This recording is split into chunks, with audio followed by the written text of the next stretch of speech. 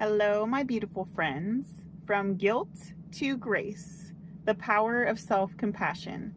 So let's talk about self-compassion. If you've grown up in a toxic environment, so possibly you grew up in an alcoholic home or a dysfunctional home, you are probably so hard on yourself. And I get it, you are not alone. So we are going to talk about the benefits, blah, blah. We are going to talk about the benefits of self-compassion. So today we're going to talk about how important self-compassion is for our healing. When we are healing from trauma, we often carry around so much guilt and so much shame and so much regret, and we're often so hard on ourselves. But when we start to practice self-compassion, we start to give ourselves grace. We learn to love ourselves, and we learn that we are doing our best, and our best is enough. So what is self-compassion? Self-compassion is learning to be kind to yourself. You learn to treat yourself with love. You learn to treat yourself with kindness. You learn to treat yourself with respect. And it is so important to be kind to yourself. Even when things are getting hard, it's especially important to be kind to yourself and to show yourself self-compassion. It is okay to have hard times. It is okay to not have it all together. You are human. Nobody is perfect. Everyone makes mistakes. Give yourself grace. When we have compassion for ourselves, we give ourselves permission to heal without judgment. We give room for us to be able to make mistakes, right? I know that with me, I always struggled so much to just keep everything perfect. I had to just be perfect. And when you show yourself compassion, you're allowing yourself that room to be imperfect, to know that nobody out there is perfect, and you are allowing yourself to understand that and to make mistakes and to learn to grow from them, right? Everything is teaching us something. And so instead of being so hard on ourselves, we need to really give ourselves compassion and ask ourselves, take a step back. What is this teaching us, right? And that will give us room to heal and room to grow. So a reminder again, you are human. No one is perfect. Nothing in this world is perfect. And I want you to tell yourself, I am doing my best and my best is enough. Self-compassion is so essential, especially when we've grown up with the message that we don't matter or that we weren't good enough or that we weren't worthy of love and care. And learning self-compassion will help us shift those thoughts. As children of trauma, many of us develop a really harsh inner critic, and we are just so hard on ourselves. And this often stems from so many years of emotional abuse or neglect or just not having our needs met in general. It's the voice that tells us that we're not good enough, or that we'll never be enough, or that we don't deserve happiness and success. Instead of showing ourselves kindness and patience or even grace, we so often punish ourselves. The inner critic is often a learned behavior when we grew up in a home that felt like our love or care was conditional. And we usually internalized this as you are only valuable when you're doing something perfect, right? And I think that's why I struggle so much with perfectionism, or at least it's one of the reasons.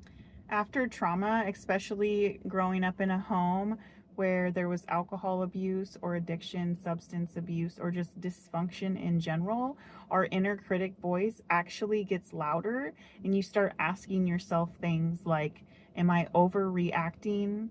You shouldn't feel this way, or you should just get over it. The key is recognizing that your inner critic is not your true voice.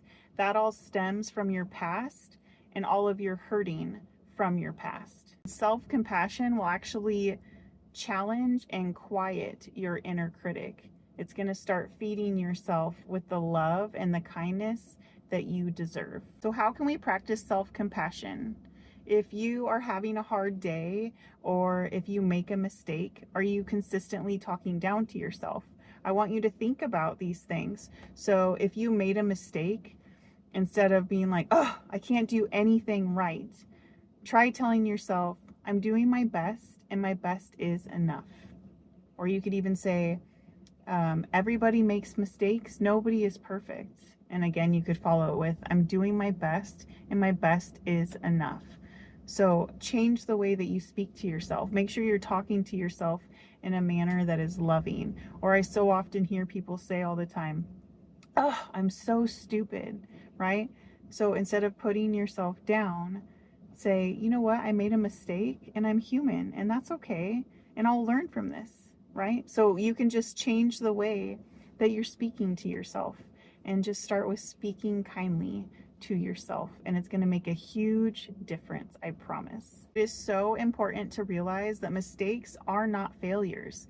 They are how we learn and grow. Remember what I always say in all my other videos. What is this teaching me? We are human. We all make mistakes. Ask yourself, how can I learn from this? How can I grow from this?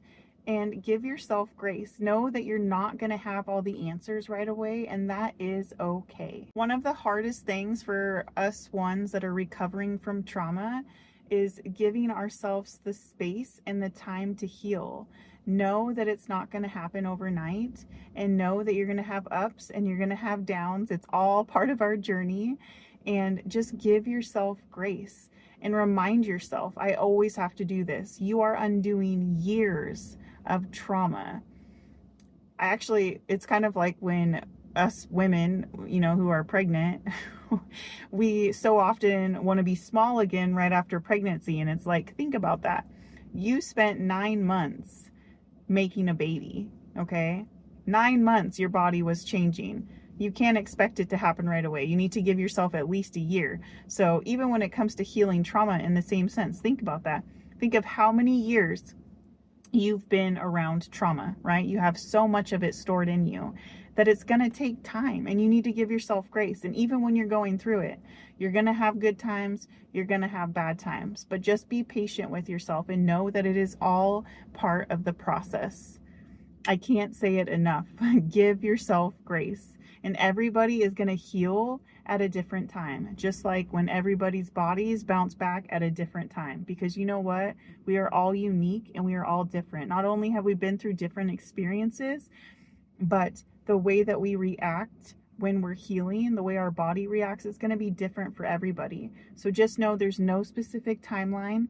And even if you're having really good days, you're still going to fall back sometimes. Like I put in one of my videos the other day, it's going to happen, and that's all part of healing, and it's okay.